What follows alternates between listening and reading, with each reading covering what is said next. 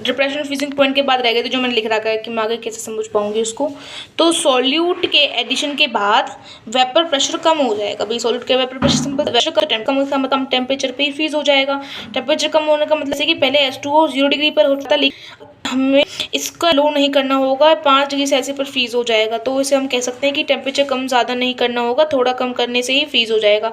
ठीक है, ये इसका मतलब है। ठीक है, ये इसका एक था आपका कुछ इसका ग्राफ था। हम कैसे ग्राफ को समझ के देखेंगे। यहाँ पर ग्राफ में क्या है आपके, यहाँ पर वेपर प्रेशर है, टेम्परेचर यहाँ पर शो किया हुआ है। ये था पहले आपके सॉलिड स्टेट के अंदर, फिर यहाँ पर आपका लिक्विड स्टेज के अंदर जा रहा है, बिकॉज टेम्परेचर इंक्रीज कर रहे हैं आपका, तो आपका लिक्विड स्टेज के अंदर जा रहा है। ये आपका सॉल्वेंट है, यहाँ पर ये आपका सॉल्यूशन हो गया। यहाँ पर क्या हुआ है, मैंने यहाँ पे आपके इसके अंदर अब जैसे यहाँ पर आई हूँ मैं, यहाँ पर मैंने क्या किया, ऐड कर दिया नॉन वोलेटाइल सॉलिड।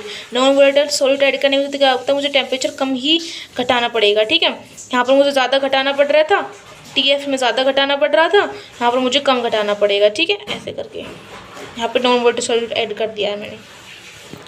ठीक है, नेक्स्ट इसके बाद आता है आपका next topic is osmotic pressure. Osmotic pressure को आप मैथमेटिकली हम इसको पढ़ते हैं, PV = nRT, P = nVT, NV आपका C होता है, पाई आपका होगा CRT, ये आपका सिंपल सा। ये आप ध्यान रखना कि आपका पाई होता है एटम के अंदर, ग्राम 0.0821 होता है केल्विन एंड लीटर।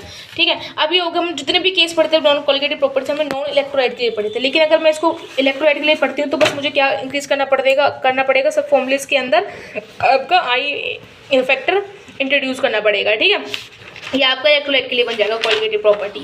उसके बाद आते हैं वेंट ऑफ फैक्टर। आपने देख लिया वेंट ऑफ फैक्टर कैसे निकालते हैं, अगर डिसोसिएशन कंप्लीट हो जाता है। डिसोसिएशन कंप्लीट करने का मतलब 100 डिग्री आपका डिसोसिएशन हो जाता है।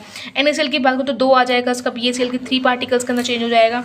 इन क्वेश्चन के अंदर हम बाय डिफॉल्ट अगर कभी क्वेश्चन के अंदर गिवन नहीं होता कितना डिसोसिएशन हुआ है कितना नहीं हुआ, तो हम 100% डिसोसिएशन मान के चलते हैं, और यहाँ पर हमारी वैल्यू आई की वैल्यू >1 होती है। ध्यान रखना आपका। ठीक है, अगर यहाँ पर डिसोसिएशन कंप्लीट ना हो तो आई की वैल्यू कैसे निकालते हैं, ध्यान से चलना। अगर अल्फा आपके मान के चलो यहाँ पर आपको 20 डिग्री आपका डिसोसिएशन होगा तो अल्फा की वैल्यू होगी 0.2। हमें पता है कि बाय कंसंट्रेशन रूल्स की हम कैसे कर सकते हैं 100 particles 1 - 1 alpha 1 alpha and gives you I factor. ये आपको क्या देता है, आई फैक्टर देता है कि कितने पार्टिकल्स आपके डिसोसिएट हो गए अल्फा के पार्टिकल्स। ठीक है, ये हमारे अल्फा की वैल्यू निकालते हैं, ऐसे आई की वैल्यू निकालते हैं। ठीक है, ये आपका आई वैल्यू निकालने का तरीका होगा। वन फैक्टर ये तो अपने डिसोसिएशन के लिए पड़ता है, अब पढ़ेंगे हम एसोसिएशन के लिए कि इसकी वैल्यू क्या होती है, हमेशा आई की वैल्यू <1 होती है। ठीक है, यहाँ पर आपका A मोल था, अब A2 है। इसका मतलब क्या होता है, डायमर फॉर्मेशन होता है।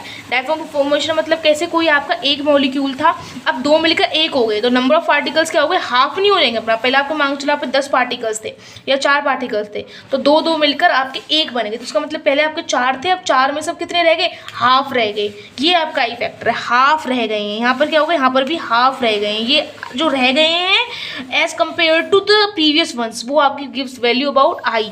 ठीक है, यहाँ पर डिसोसिएशन अगर एसोसिएशन कंप्लीट हो रहा है उसके लिए हम पढ़ रहे हैं। यहाँ पर अगर एसोसिएशन इनकम्प्लीट होता है तो उसके लिए हम सिंपल सा केस पढ़ेंगे कि there is not a reaction as if I add B have all thing get change, we can take B it's not a reaction, just a simple case that if at I A is placed in beaker and dissociation so this is equal guys.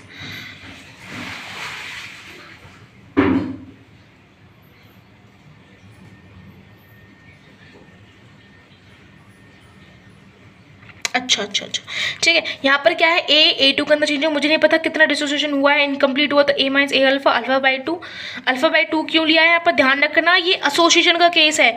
Dissociation होता तो 2 alpha लिख देते हैं, यहाँ पर ये alpha by 2 लिखा है क्योंकि पहले यहाँ पे 1 मॉलिक्यूल था, उसका मान जो 4 है तो उसका हाफ हुआ है, यहाँ पर अल्फा बाई 2 लेते हैं। ठीक है, ये कंसंट्रेशन, ये चीज़ें ध्यान रखनी होती है कंसंट्रेशन के अंदर। ठीक है, this is not a reaction as if I add B is already all thing get change. ये ऐसा नहीं होता कि सब कुछ चेंज हो जाता है। यहाँ पर B is not a reaction, we take B it's not a reaction. क्या लिखा है गाइस, मैंने it's just a simple case that A is present in B का, it will associate by its own self। अच्छा, इसका मतलब क्या है कि इसमें ये अगर अच्छा एक वेरी सॉरी गाइस,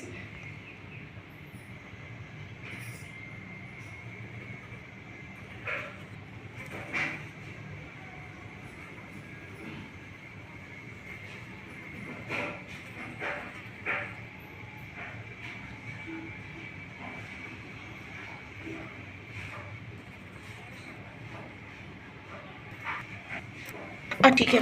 क्या केस है, ये केस है कि बच्चे कंफ्यूज हो जाते हैं। एक रिएक्शन, ठीक है, Mg इंटू A2, तो ये एक रिएक्शन है बेटा, ये एक रिएक्शन नहीं है। ये रिएक्शन जब होती है कि जब कोई दूसरे पार्टिकल्स को ऐड करते हैं इसके अंदर, वो कुछ ना कुछ रिएक्ट करते हैं और different type of product formation करते हैं, उसे हम रिएक्शन कहते हैं। This is not a reaction. एक बात बताओ, मैंने बीकर के अंदर बस इसके अंदर A डाला है, तो A क्या करेगा, अपने साथ एसोसिएट करना स्टार्ट कर देगा, अपने डायमा फॉर्म करना स्टार्ट कर। अपने से साथ रिएक्शन कभी नहीं होती, किसी दूसरे पार्टिकल के साथ रिएक्शन होती है, ठीक है। It's not a reaction, it's just a thing कि एसोसिएशन हो रहा है इसके अंदर, ठीक है।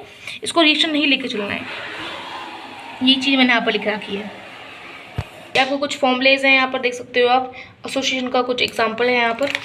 और नेक्स्ट है आपके पास what is van't factor. Van't factor reality में क्या है, colligative property is active proportional number of moles of solid dissociation association में occurs abnormal behavior that is called the abnormal increase or decrease in the measured value of colligative properties।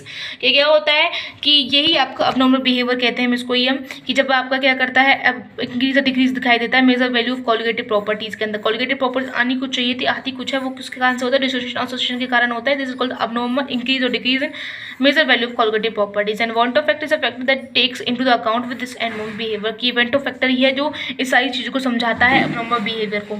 तो I इसका major magnitude of any colligative properties upon normal magnitude of same CP colligative properties. Since आपको पता होगा कि मैंने सारी चीज़ आपको पढ़ाई, कॉलिगेटिव प्रॉपर्टीज को ध्यान में रखना है, मोलर मास पर डिपेंड करता है सॉल्यूट के। तो I equal to normal molar mass observe molar mass obtained from the colligative. And this is whole for today and bye bye. इस चैप्टर का खत्म हो गया है ये।